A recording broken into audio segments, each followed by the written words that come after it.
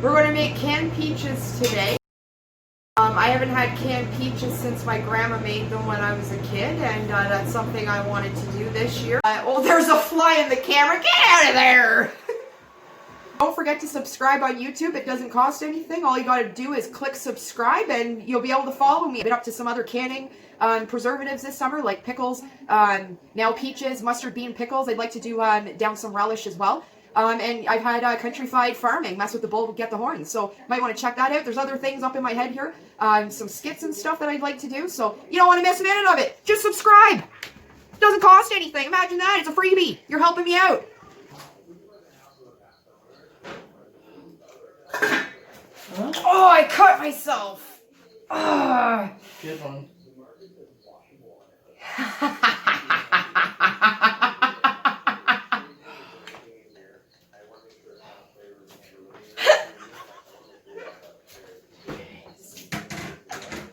Don't forget to wash those hands and jars.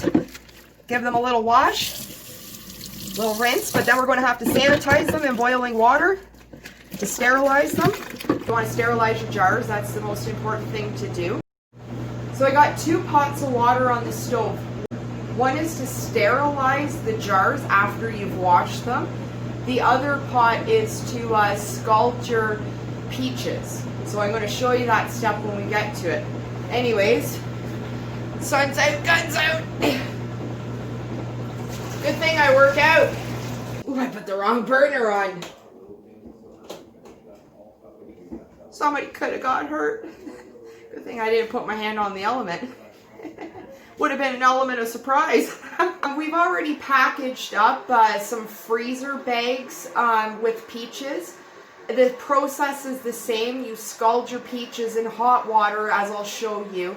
They're easier to peel, and then we cut them up and put them in a freezer bag to freeze. I didn't document that because, you know, time was of the essence. I had to get them done. They were getting pretty ripe.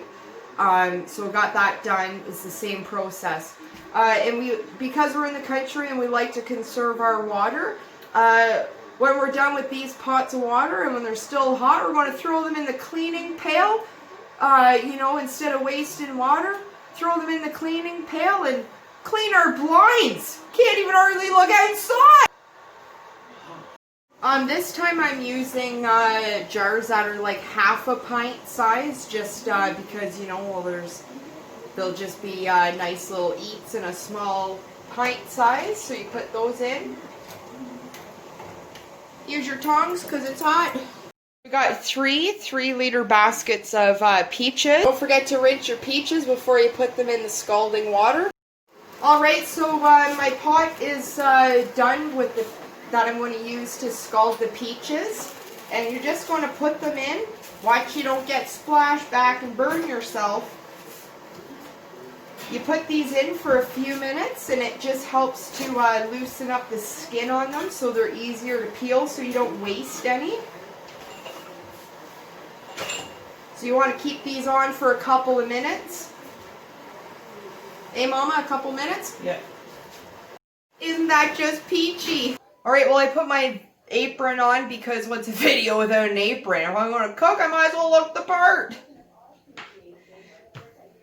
So these have been scalded, so when it's in the boiling water, it just makes the skin come right off. So you're going to start in the middle and just kind of go in. And look at that, the skin just comes right off. You're not wasting any peach. Look at that. You already have like this. Oh, look at that. That was a good one. And then you want to cut it just like this on an angle, and you get little peaches. Little sliced peaches just like that. Just like Grandma used to make. With the price of peaches, you don't want to waste any. And have you seen watermelons? Like 10 bucks for a watermelon. Right now we're dealing with grasshoppers trying to hop in our peaches and stuff. I don't know if anybody else has noticed that the grasshoppers are everywhere. They're almost trying to get into our peaches. That's what happens when you live in the country. Actually, yesterday I had two mating on my leg. Pretty sure they're mating. I don't know if grasshoppers mate, but sure looked pretty intimate if you asked me. We're doing a double batch of brine, and there's only 2 ingredients, sugar and water. So because we're doing a double batch, we need 4 cups of sugar. And then 6 cups of water. So we don't really know if this is called a brine because it doesn't have vinegar in it, but I'm going to call it a brine because, well, it just makes sense to me. So I don't know if I got the technical terms down right, but you know what? Sugar and water, it's your brine. Bring it to a boil. Looking for the spoon, it was in the pot. Alright, it's come to a boil now. So we're just going to add our peaches into it. Be careful you don't get splashback. I got a little bit on my arm there, but nothing serious.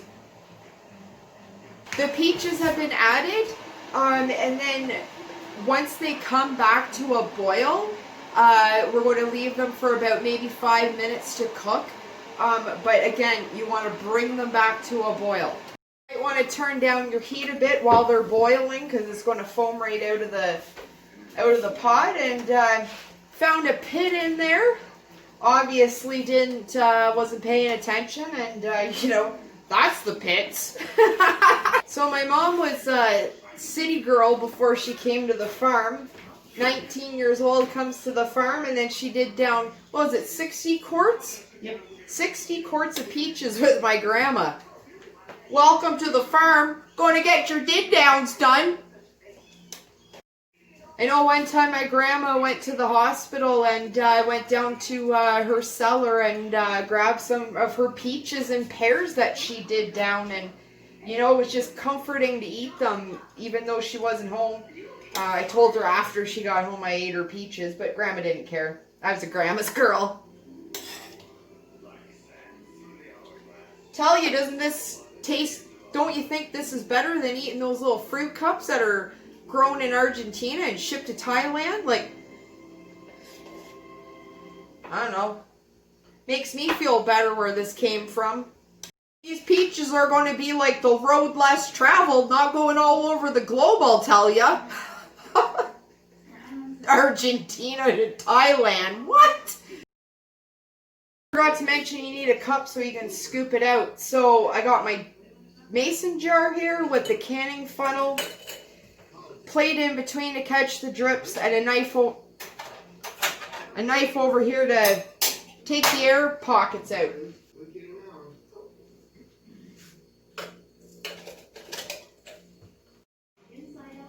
Okay, you're going to take your cloth so you don't get burnt. Run your knife down the sides, and you want to see the air pockets come up.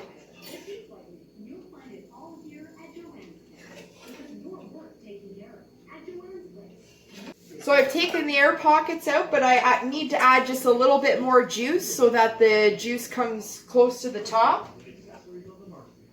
I don't need any more peaches, I just need a little more juice.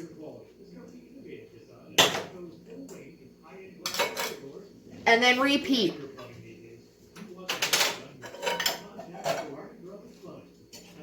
Check for air pockets. Leave your knife down, turn it around. You're going to hear popping noises, and when you hear popping noises when your jars are done, that means they've sealed. So when you go to eat them, you want to check and make sure that the lid is, it's not bouncing up and down. It should be rock solid. Then you know your jar's good and it's sealed properly. So I still had a bit of peaches left over, and I also did this jar here, but it wasn't quite enough juice in it. So I've put the lid on to keep it hot because it's important to keep this jar hot while I'm making this brine, whatever you call it. Anyways, we didn't use a full, we didn't do the double batch because we only have enough peaches to maybe do another jar or two. So we ended up using 1 cup of sugar and 1.5 cups of water. put our peaches in, same thing. Bring it to a boil, and once it's come to a boil, you're going to cook it for about 5 minutes and then repeat. I'll fill this jar up and my other ones. So this was our last jar, and Mama was bang on. I thought we needed more water and sugar, and you couldn't get any more fuller than that and perfect. I don't know, I shouldn't even have questioned her because she's the canning god. But anyways, this jar isn't full to the top, and when you're doing all your mixtures, you want to have it right to the top pretty well. But it's about this far from the top. So it's not going to seal properly. So what we're going to do, put a lid on it and then just put it in the fridge and eat it before the other jars, because it's not quite full and it's not going to seal properly. There, that's how you get your peaches did down just like that. Anyways, there's a thing called botulism. Your food might spoil. So you might want to look into and research, you know, pressure cookers and hot water baths. We don't do that, but they recommend it. So it's, again, that's just all I can do is tell you what they recommend. We don't do it. My grandma never did it. Great grandma didn't do it. Mama didn't do it. And, you know, I'm wearing my shirt. I may be wrong, but I doubt it. You might want to check that out. You don't want to get food poisoning. Just a little gardening update. My peppers I started in March are coming in great. And my cantaloupe, they're bigger than ever. Yeah, cantaloupe in Canada. Who would have thought that? And hey, I thought blind melon popped in my head because, hey, we got no rain this year.